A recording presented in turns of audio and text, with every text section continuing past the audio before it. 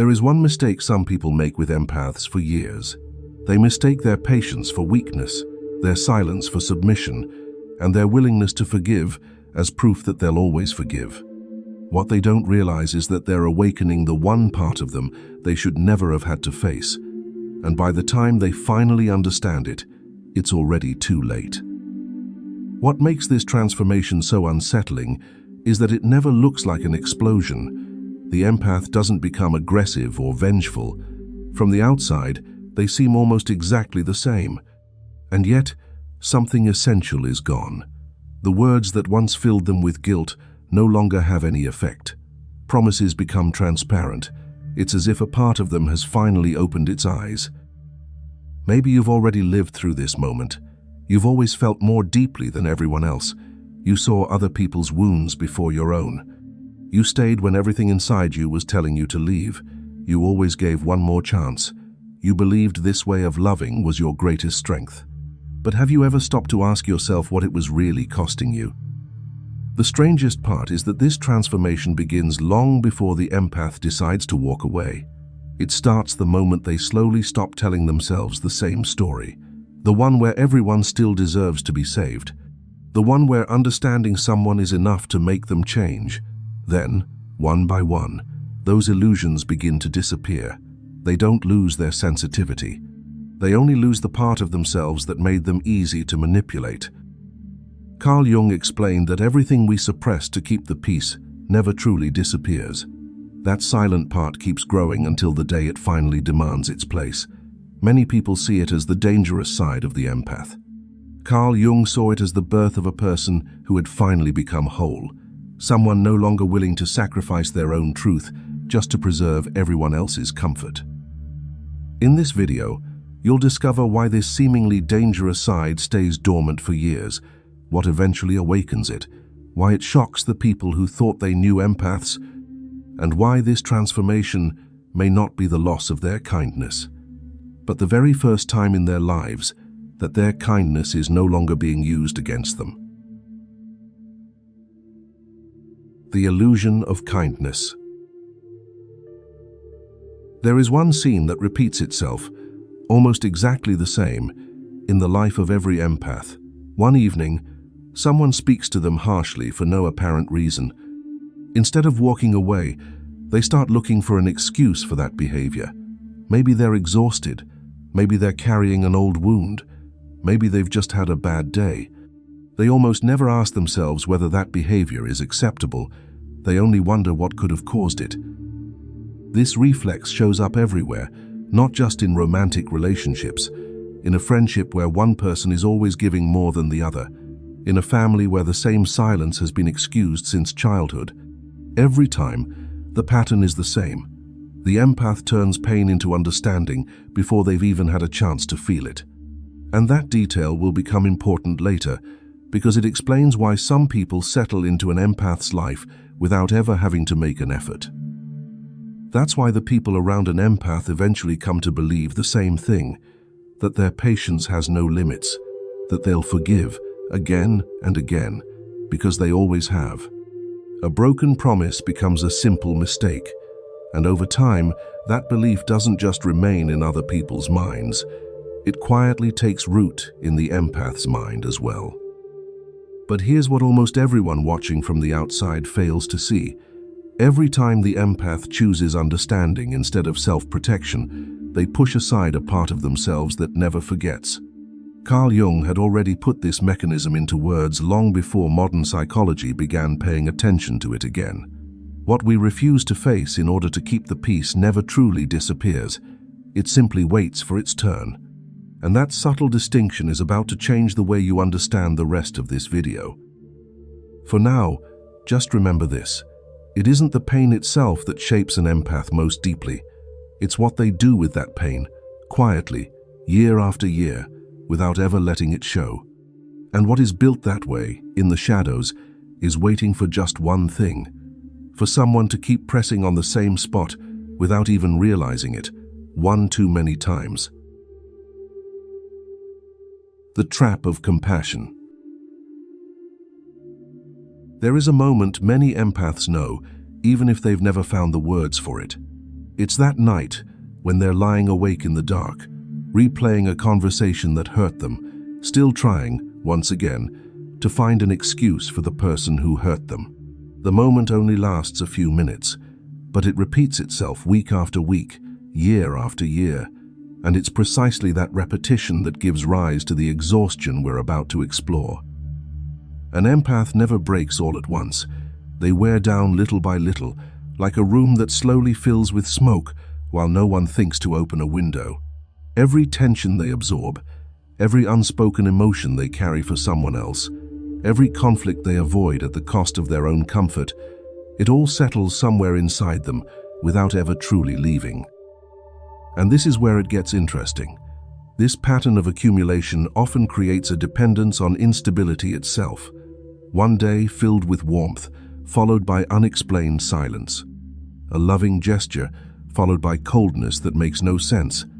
Over time, the nervous system becomes so used to swinging between these two states that it begins to regulate itself around the instability instead of escaping it. In psychology, this is known as trauma bonding, and it explains why some of the most exhausting relationships are paradoxically the hardest ones to leave. But there's something even more unsettling. The more deeply an empath understands someone, the more responsible they feel for that person's transformation. They don't just forgive. They genuinely believe they can save the other person through enough patience. And that belief will become central later in this video, because it is exactly the doorway that certain personalities, consciously or not, know how to recognize and use. For now, here's what you need to remember. Every time an empath chooses peace at the expense of themselves, they aren't just making a sacrifice. Without realizing it, they're feeding a part of themselves they still refuse to face, and that part keeps moving forward, quietly, patiently, waiting for just one thing: the moment it no longer has any reason to stay silent. The 4 stages of the transformation. It all begins on an ordinary evening. A dinner, a conversation, a silence that lingers just a little too long. And the empath notices it before anyone else, not because they're watching for it, but because they simply don't know how not to. This is the first stage, absorption. They pick up on the tension in a room, the exhaustion hidden behind a smile, without ever choosing to. Their nervous system works like a sensor that never switches off, even after everyone else has stopped paying attention. Here's what I mean. That constant absorption leads to a second stage, one that's even more subtle. After spending so much time feeling everything on behalf of other people, the empath eventually finds a reason to excuse everything. Hurtful words become the voice of an old wound, speaking through someone else. And here's what almost everyone misses. It isn't the other person's strength that keeps the empath trapped. It's the empath's own belief in their ability to help that person change. That belief is exactly why certain unstable personalities remain in their life for so long without ever making an effort. They don't have to. The empath is already doing all the work for them. But one day, without an argument, without any conscious decision, something changes. This is the third stage, observation. What they once saw as isolated exceptions, they now recognize as recurring patterns. And what makes this moment so remarkable is something we'll fully understand in just a moment. They don't feel any less than before. They feel exactly the same. The only difference is that a part of them has stopped waiting for a change that, clearly, is never going to come. That same part eventually takes over completely in a 4th stage that Carl Jung would likely have described as the moment when the shadow finally stops remaining silent. What we refuse to face in order to preserve other people's peace will always demand its place in the end. For the empath, that shadow never looks like anger. It looks like stopping. They simply stop betraying themselves. They no longer feel the need to save anyone. They no longer feel the need to convince anyone. And above all, they no longer carry that old longing to finally be understood by the one person who never truly understood them. Once this transformation begins, there is no going back. That leaves one question that changes everything. What does it actually mean for the people who still believed they had access to them? Why nothing works anymore? There's one detail almost no one notices at first. The empath who has gone through this transformation doesn't look any different. They still smile at the right moments. They still reply to messages. And yet, something essential is gone. Something that no one around them knows how to put into words. The first thing that disappears is the delay.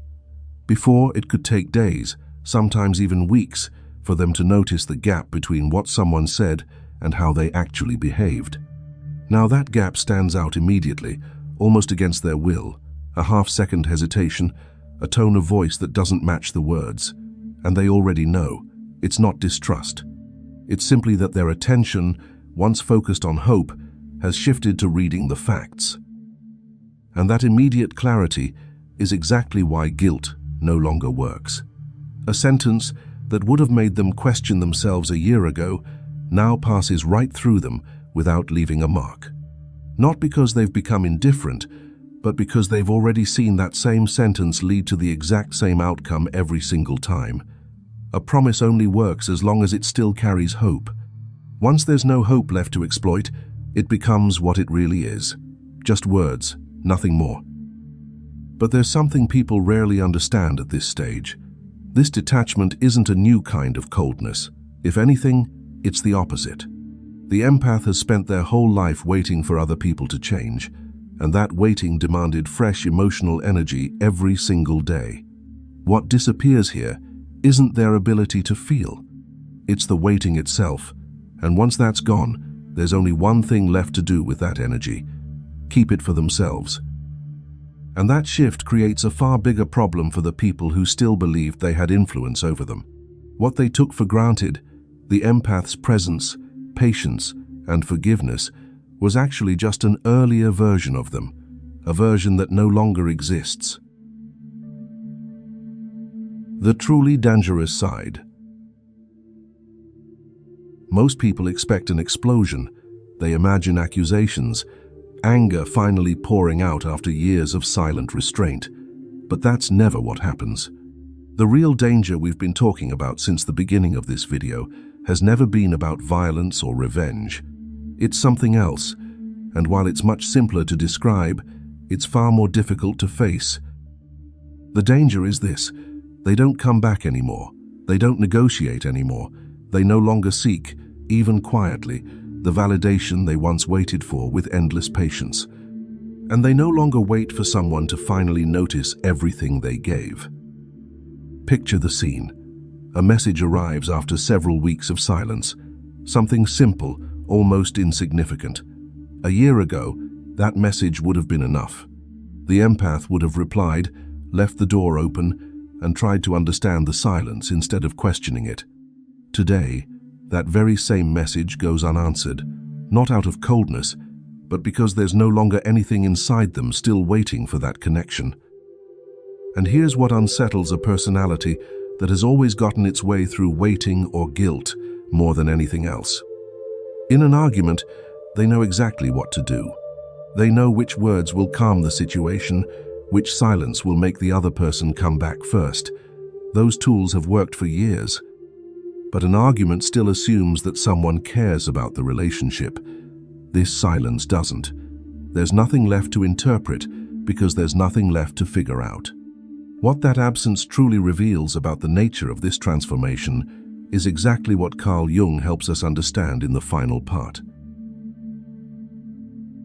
Carl Jung's final lesson. Carl Jung probably would never have used the word danger to describe what we've been tracing throughout this video. He would have called it a process, the one he referred to as individuation. That precise moment when a person stops living to preserve everyone else's comfort and begins living in alignment with who they truly are, even when it makes other people uncomfortable. What looked like a loss, the fading gentleness, the patience that quietly disappeared, may not be a loss at all. It may simply be the end of a role the empath had been playing for so long that they eventually mistook it for their true identity. The role of the one who understands everything, Who forgives everything? Who stays long after everyone else would have walked away? That role once had a purpose. It made it possible to maintain connection in environments that didn't always deserve it. But no matter how useful a role may be, it can never define an entire person. And sooner or later, the part that was pushed aside to keep that role alive always demands its place. It's not a rebellion, it's a return to balance. What the people around them mistake for coldness may actually be something entirely different, a form of honesty that is finally free from the fear of upsetting others. But reducing this transformation to nothing more than honesty would miss what Carl Jung truly saw in it. Because he never described this process as a peaceful destination, he spoke of it as a necessary risk, the risk of losing certain people along the way. Not the people themselves, but the version of them that had become attached to the role, to that endlessly available person they had learned to rely on without ever truly knowing. That leaves one final question, and it changes everything. What happens to the people who never loved only the role? The people who loved more than just the role go through something quiet as well. They notice that the empath's patience is still there, but it's no longer given without conditions. What they once received without ever having to ask, they now have to ask for. And that alone is enough to show them what the relationship had been costing them without them ever realizing it. Maybe you recognize that exact moment when someone in your life stopped repeating themselves. What message, left unanswered by you, would have received an immediate reply just a few years ago? And what did you feel the first time that silence no longer cost you anything? Share your answer in the comments. I always read them carefully,